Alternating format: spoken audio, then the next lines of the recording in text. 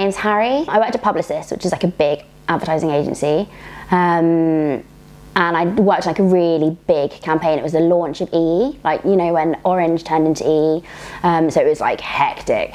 And then, so I worked there for 2 years. And then that was like a big agency and I wanted to go to a small agency. So then I left there and I went to a smaller agency and worked there for like 2.5 years. But then I think I'd just done so much advertising and hadn't had a break since university. And I also didn't really know if it was what, like, where my heart was. I just fell into it immediately after university and then didn't, like, yeah, I just didn't really know. So I took 6 months off to learn Spanish and go traveling. Just kind of started working like remotely and then never came home.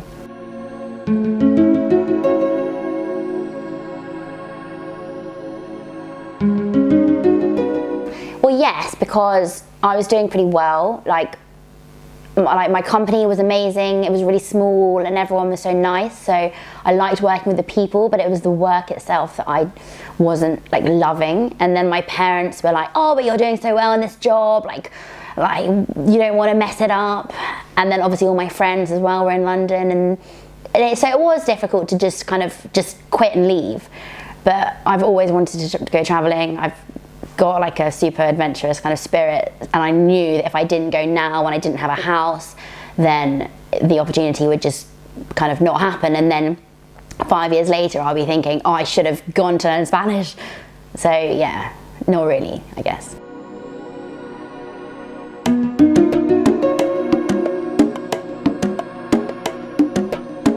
Well, I lived in Colombia for 6 months, and I wasn't planning on staying there for a whole 6 months, but it was such an amazing country. And I met a lot of people along the way I met this one girl who I've been working for the last kind of, say, 6 months, and she owns her own business and I've been helping her. And I've been learning a lot through doing that, and I was just kind of not ready to just come back to London and go back to my old office job. So I thought, but then I didn't know as well if I wanted to carry on doing it forever. So I said to my boss at the time, sorry, my 6 months sabbatical can be turned into 9 months sabbatical. And then he was like, yeah, just come back when you're ready. And then like 9 months later, I was like, yeah, I'm not ready yet, so I think I'm gonna carry on traveling. So I kind of started working abroad in Colombia. I think it's because it's such a entrepreneurial country. Like a lot of Western people go there because it's cheap, like the internet connection's really good, and there's lots of people with startup companies kind of setting up there because it's like quite an easy place to like launch a business because there are so many other people doing a similar thing. So probably Colombia has been my favorite place to work.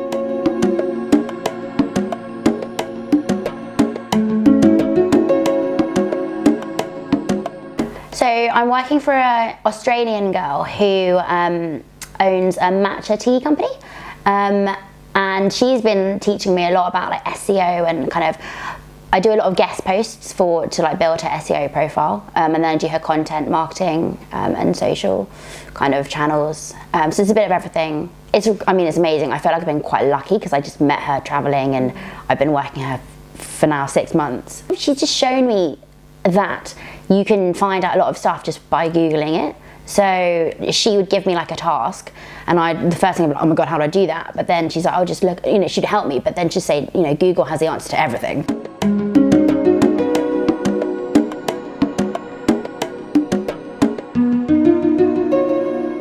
The work-life balance is the best thing, I think, because when I was stuck in London, I just worked all the time. It's really hard when people just keep on giving you more work to say no. So I just got stuck in this kind of rut of just going to work early, staying there all day, it being dark by the time you leave. And then I used to go to the gym just to let off steam, and then I had to go back in the next day. And then I had to cancel plans because work was so stressful and I'd be working too much.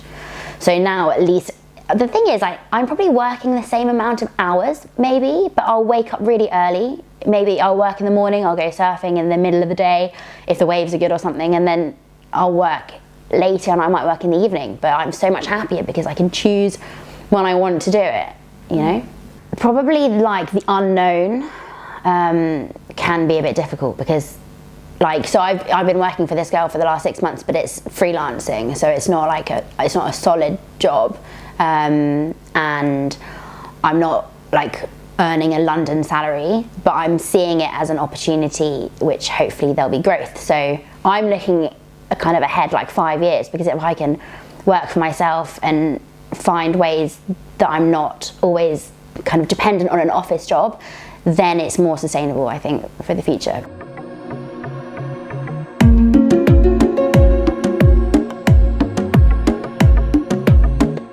Top tips. Well, it depends what they want.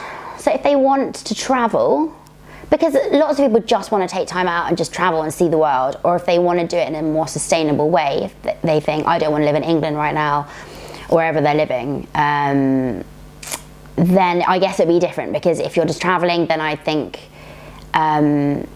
maybe they'd have more of a kind of traveller hostel lifestyle, and they'd go for the more fun places where travellers go. If they want to make it more sustainable, I'd say choose somewhere where people kind of work at the same time. But I think maybe my number one tip for anyone, whether they're traveling or not, would be go slowly, because for me, like, one of the reasons I go to places for so long is because you find all the hidden gems if you're there, and you make friends with the locals, and you can